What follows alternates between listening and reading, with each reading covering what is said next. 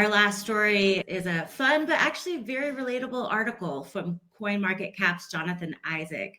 He shared some practical talking points about how to discuss Bitcoin and crypto's broader impacts around the holiday table, maybe without getting too far into politics if that is avoidable. So what's your guys' take on this? How do you discuss this? Yeah, so it is interesting. In the last bull cycle when we were headed to the bear, it was the first time because I'd been in the crypto space again since 2018, and this was I think 2021 Thanksgiving, and everyone was like unsolicited asking me about all advice about crypto and everything else, and I was like, this is probably the top. The difference this year is that I don't genuinely believe we're at the top of this cycle yet, and so what's happened in the last 3 years. Obviously, we went through a bear. We went through a cycle of everything going down, everyone thinking like, oh, crypto's dead again. And now like you have new all-time highs. Bitcoin almost hit 100,000. Everyone's paying attention again. They're like, oh my gosh, looks like you were right. Like this thing isn't going anywhere. Now there's ETFs. Now there's all this other stuff. I see it all over TV. Like the interest is there. And I think the way that you break it down for most people, what I say now is that, again, you are not a trader. You are an investor. And if you're looking at the future of what crypto is, Bitcoin is the tried and true, been here the longest, and is going to continue to be here into the future. So start there, learn about what it is, how you can be involved, go from there. And then if you want to learn about other projects, you come to resources like us at Edge of, where we can introduce some of these other things that can make sense to you, like real world assets, crypto, Bitcoin layer twos and layer ones, layer twos, everything else that we talk about. And you can start to slowly get into the other things, but your safest place is to start is Bitcoin. And you don't even have to look at politics. You can go back and just look at the long existence, do a quick history lesson on that, and people can really start to digest it. So that's my first approach to it. But Josh, what's been your approach? Yeah, you mentioned something I think it speaks to my heart, which is the reason we started this podcast originally in March of 2021 was to learn.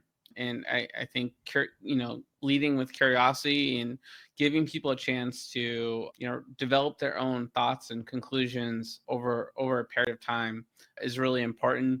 Obviously, mentioning the nonpartisan nature of this and how different countries have adopted and applied the benefits different ways. I think talking about some of the unique use cases that could hit home that resonate with individuals.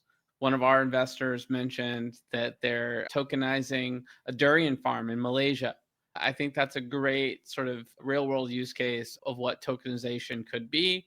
So trying to find those types of examples that could resonate, everyone understands investing in a company and getting a yield on that, how crops have a yield every year. It's a pretty interesting analogy. So that might be one to try this time around. It's a fun one too, because everyone has an opinion on durian.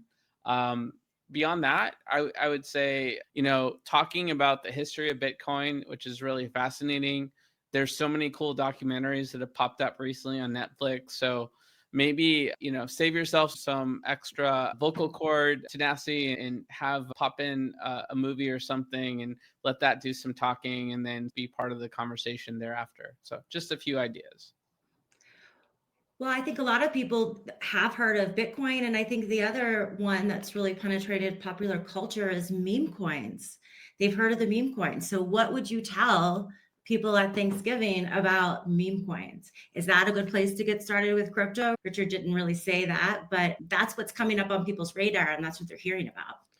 Well, yeah, I mean, let's just call it what it is. Meme coins is a very fundamental, form of gambling. And, these things crash and burn as quickly as they go up. And this has been a consistent theme, and you never really know what's happening behind the scenes. So definitely not an advocate of starting with meme coins on your crypto journey.